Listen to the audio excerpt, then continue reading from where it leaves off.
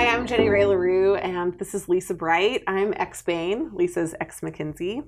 It's like the war of the consultants over here. And we've got some great content for you. We just decided to put together, after a brief discussion, some of our top tips for case interviews. These are really things that we see almost 100% of the time, people that come to our door that have issues with these things. They are misunderstandings for the other content that's out there. They're just things that they haven't understood because they haven't gotten real, honest feedback. So we wanted to share these with you today. And we talked about the number that we were going to do. I originally thought I was satisfied with 2, but Lisa, as a McKinsey consultant, cannot handle it if we do less than 3. So we've got 3 total tips for you. 3 exactly. 3 exactly. Yeah. Not 4, not 2, but 3. It must be 3. Exactly. Yep. So the 3 top tips for case interviews. Absolutely. So I think that the first one is microstructuring. Do you want to talk just a little bit about that and what you see? Yeah. So a lot of people will come to me and they'll say maybe they got some feedback around not being structured. All the time. Yeah, that's like the main thing that everyone gets feedback on. Yep. And so a lot of times people will think it's the beginning structure, that first initial after the prompt that they take the time to gather their thoughts on how they're going to attack the case. And can we be fair? That is usually a problem, that's usually but not the only problem. It's usually one of the main problems, but if you do that well, there's still a lot of structure that goes on throughout the entire case that you want to make sure you're doing. So talk a little bit about some of the details around that. So, when you're answering the creative questions, you want to make sure that you're not just pulling ideas out of thin air, but you've got some buckets and you've got a game plan or like a process of how you're going through that. So have some categories, kind of like your initial structure, and then come up with creative ideas within each. So it shows that you have a structured thought process. Yep. Or like a process flow, that can work too. And the other thing is with the math. So you always want to make sure you structure the math before you start. Talk a little bit about how you do that. I think about my page like an Excel spreadsheet, right? So you can even use graph paper if you want, and lay it out as if you would lay out a model in Excel. Leave some sections for yourself so you've allocated space for each section as you're going through.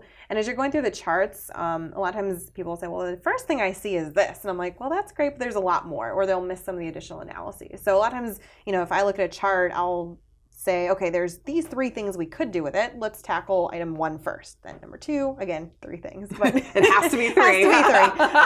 But it's a structured thought process so that you're getting to a full answer and not just random ideas as you go throughout a case. So it's really start to finish being structured and organized.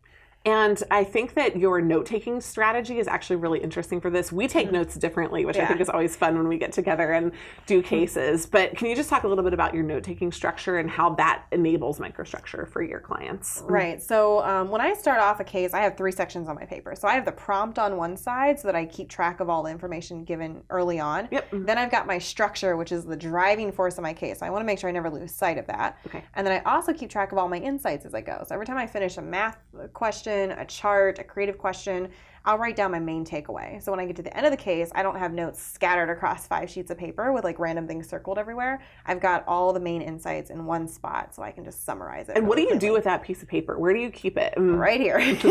So you start with it in the middle and then you move it. And then it moves right here. And then this is my working page in front of me, but I always come back to that one page so I can keep everything organized for myself. Otherwise, I like to circle things and I can get a little crazy with circling, so I want to make sure that I actually have a condensed version of what's important. I just want to add one thing to microstructuring that I've noticed has helped a lot of people. It's numbering, verbal numbering.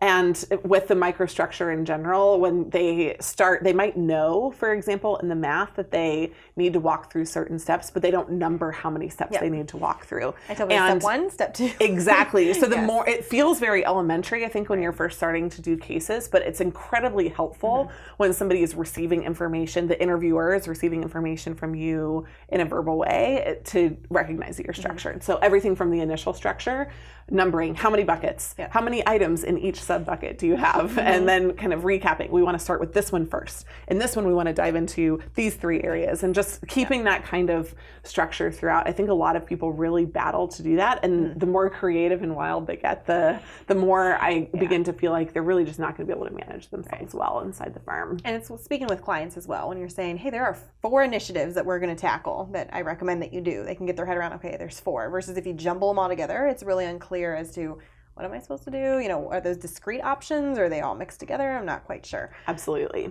So microstructuring is key, and we could talk about it forever, but let's talk about the second tip. Okay. What do you want to talk about next? I want to talk about numbers. I usually help people through the math. That tends to be a key area that people struggle with. Yeah. Okay. And I actually, when I do boot camps with groups, which I do lots of every year, I have them raise their hand. And it's so interesting to me because I usually ask people to pick one, whether they think the math is more challenging or the brainstorming is more challenging. And even though I feel like I see challenges in the math pretty much across the board, there are a lot of people who really battle with the brainstorming too. So I just wanted to talk about how to actually tie those numbers together throughout the case and just to be numbers driven. So if it's okay with you, I'll just kind of dive into that. Yeah. From the very beginning of the case, I really recommend that people utilize numbers in their background. So if there are numbers that come out, looking for an opportunity to do bonus math right at the beginning of the case is a great sign that somebody is numbers oriented. Then when they're going through their structure, I really usually recommend that they have numbers, not actual numbers, but metrics themselves that they're looking for. And I personally start with my coaching with BCG style cases. And I think that they're the hardest and the easiest to kind of fall off a cliff if you really don't know where you're going. Right. So I really enjoy training people to lead themselves through the case. And in order to do that, you have to identify what metrics you want, and then you have to go for those first. So you can't be loosey-goosey in terms of all of your numbers, because in BCG they'll say, sure, go through your whole structure. And 20 minutes later, you won't have found a number and you won't have anything close to an answer. So just really driving toward making sure the first item in every bucket is a number that you're looking to gather, and then really looking to gather those numbers. Do you want to talk a little bit about the actual math portion of the case, which a lot of people know that numbers are supposed to be involved, but what are some some kind of pointers for that section? Yeah, so one thing is just talking through the steps and making sure that you're kind of communicating everything as you go. I usually tell people, think about it like you are a tutor and you're teaching someone the math that you're doing, and it's literally step by step. Don't skip steps in logic, because that's likely where errors happen. It's usually when people go silent and they're in their little black box of working on something, that's when things usually go wrong. Yeah. So that's one. And then also just, we talked about this earlier, but be structured in the math and don't have numbers floating all over the place. That can happen a lot too. You know, one thing that I've also found is really interesting, a lot of people think of the math as the math instead of the math as a tool to get an insight. Yeah. That's a lot of what I mean by being numbers driven, is that if you're looking to validate all of your assumptions with numbers, then when you get a math problem, you're actually not looking to crunch the numbers, or that's not your ultimate focus. Your focus is, I need an answer here so that I can develop an insight related to the bigger question that I'm trying to solve. Yeah, that's one. And then also I would say with the math overall, it's look for math in charts. So a lot of the charts have opportunities to crunch numbers, and instead of just kind of looking at it and going, oh, I can qualitatively, here's what I see, run the numbers, right? Think of what analyses you could do. Even if you don't crunch it right away, just say, I'm thinking about these 3 analyses that we could do with this chart. And then you could say, I think I want to dive into those. And your interviewer might say, yeah, that's a good idea. And then you can kind of dive into the numbers. So look for opportunities to crunch numbers in a case. So it almost seems a little masochistic to volunteer for that, but it's absolutely essential if you're really comfortable with numbers. So we've talked about numbers in the opening, we've talked about numbers in the structure, we've talked about numbers in the creative part and also in the math part. Let's talk a little bit about recommendation. One of the things that I really like to see is when people bring the numbers that they had throughout the case back in for the recommendation, and when they recommend something, they're backing it up with numbers. And then when they're building next steps, their next steps are again metrics based. So that just really helps me know that somebody is consistently thinking about numbers. Right. What about you? When I do my insight section that I mentioned before, I'm always bringing in some of the numbers that back up any recommendation that I have with a statistic or a number that goes along with it. So it's building that case, not just saying, well, our market share is low. Well, how low, right? So you want to have a number there to make sure you're backing up all your recommendations. So good. So I think that ultimately that covers microstructuring, and it also covers being numbers or metrics oriented throughout the case. What about the last one? I think it's just about driving the case. A lot of times people are sitting there waiting for me to ask them the next question. I'm like, well, what do you want to do?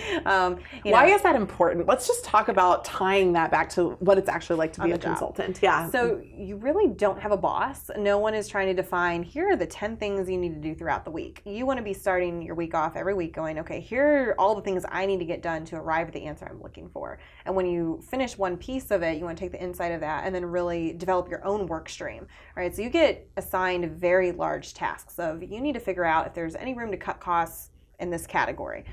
No one's telling you the individual analyses that you need to do, like in a typical job where they might say that. So you're expected to drive your own work. Your manager does not want to be micromanaging you if at all costs, right? They want to be hands off. You run with it. This is your task. It's your work stream to run. And so they want to see that you can do that in a case and make sure that you're driving that start to finish. I also have a hypothesis about this. I think a lot of people think that consultants have this magic box in which they hold all of the secrets of the universe and they just hide them there and pull them out. That'd be nice. It's incredibly creative as a practice, and there is not a defined answer. There's not a playbook. There's not, even within structures, there's not a set of, we do these 5 analyses for every client, especially at the higher levels at McKinsey and Bain. We are in there rolling our sleeves up and really trying to identify what's going to work independently for a client. So even though there are some best practices that you can gently lean on, really there isn't a playbook. So I think part of it is that they're also beginning to train you for the senior levels where you have to walk into a company and you really have to define what a strategy would look like. It's very executive level thinking. Right. What have you noticed for people that don't drive cases? How do you help fix it? How do you help them identify what some of their issues are? I always talk about the transitions. So when you finish a creative question, pick out one of your ideas that you're most interested in, kind of focus on that and drive that forward. Or within a chart, always be thinking about the recommendation and then how you would dive into that further. So what additional data would you need? Or when you're looking at the math, talking about what research you want to do next, what analyses you could do next. So it's not so much in the middle, work on each question that you have, but then in the transition, as soon as you're done, you should never be looking at your interviewer and going, okay, the answer is this, I'm done. And then be waiting. I'm like, no, what additional data would you want? What additional analyses could you crunch? So it's all about the transitions in a case to make sure you're pushing that forward. I go even further. Do you want to hear what I do? Yeah. I time everyone. And I found this to be a really effective tool and something that I've recommended for my clients. Even though it's not that in the case someone is actually timing you. I don't know if you found this, but the more senior the client, the shorter their attention span.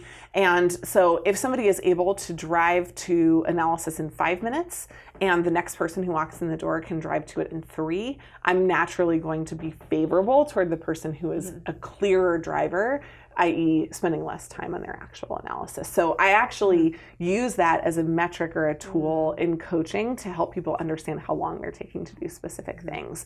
And I've set just kind of general timelines in terms of your case should look like this in terms of the breakdown of your time. And small deviations from it are fine. But if you're taking, let's say, 8 minutes to do a math problem and 1 minute to do a brainstorming problem, you have a problem in terms of driving the case toward a well-rounded solution. So just helping people really identify what some of their weak areas are. And also just be aware. I think as a consultant, don't you get to the point where you realize, for me, at about 28 and a half minutes, I know exactly how long something has gone. And when my life is in 30-minute increments, I understand exactly how it's broken down. But a lot of people that don't have this training don't come in with that naturally. And so they actually truly just aren't aware of the fact that they're not driving the case and they're not managing their time well. I think that in consulting, that was one of my toughest things to get used to, was the rapid pace at which things work. I mean, you've got a CEO meeting in 24 hours. There's a ton of work that needs to get done.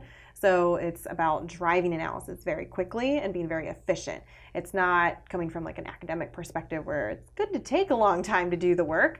It's about efficiency and getting things done fast. One of my hypotheses is that in this area alone, engineers are often very good. I don't know if you found that, but I found that a lot of engineers, when working with them, are incredibly efficient with their time management. And I've seen that on the job as a consultant as well, that they can be really strong. I'd say coming from more of like a law background or academics, that tends to be, those cases tend to go a little bit longer. I'm like, gotta keep going. They want to explore all of the things along the way, right? Don't want to leave any stone unturned. Yeah, exactly. Yeah, I think the ultimate kind of denouement is that in the end, when we pull it all together, our goal is to try to get everything to the solution. So when somebody is taking a long time, I begin, when I'm leading the case, to feel like they actually don't care about getting to a solution. They're more interested in the process. Yeah. And I can really tell when somebody is on top of their game because they take me as the interviewer all the way to the solution, and they make sure that we get there, and they keep referring back to the problem, and they keep driving us forward. And that gives me a tremendous amount of confidence that I would be able to, like you said, on the job, just give them some liberal direction and tell them to go figure it out. Exactly. And one thing is the recap and looking at the insights after every section. A lot of people will say, well, when do I get time to do that? In terms of taking some time to write down my main takeaways. You know, I'm being pushed along to the next part of the case. I'm like, you're driving the case. Yeah. So you want to say, okay, so what I've learned here is this, and then say, well, let me write that down. Yep. And then you can say, okay, let's move to the next piece. So you want to make sure that as an interviewee, you're in control of your timing. It's not your interviewer kind of pushing you through the case. If they're doing that, maybe you're moving a little too slow. I absolutely would agree. Awesome, Lisa. Well, I know that we could talk about this so much longer, and we have so many insights that we've gained from working with people, but we are over at Management Consulted. We'd love to work with you, and we'd love to help you take your case to the next level.